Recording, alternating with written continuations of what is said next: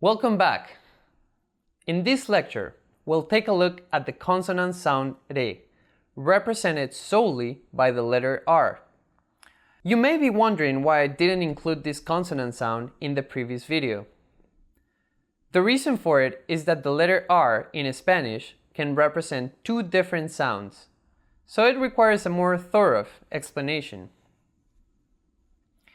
The letter R in Spanish can represent the consonant sound re or the consonant sound re. For example, the letter R represents the sound re in the word caro, which means expensive.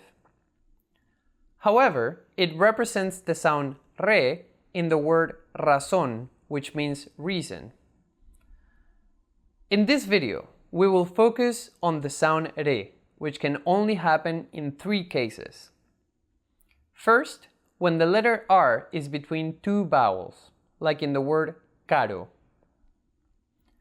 Second, when the letter R follows another consonant that is part of the same syllable, like in the word sobrino, which means nephew. And third, when the letter R is at the end of a syllable or a word, like in the words carta, which means letter, or comer, which means to eat. Consequently, the sound re can never happen at the start of a word, and if the word starts with the letter R, that letter R represents the sound re.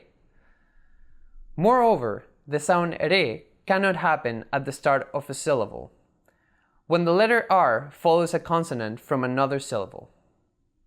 This will become clearer after watching the next video. See you there.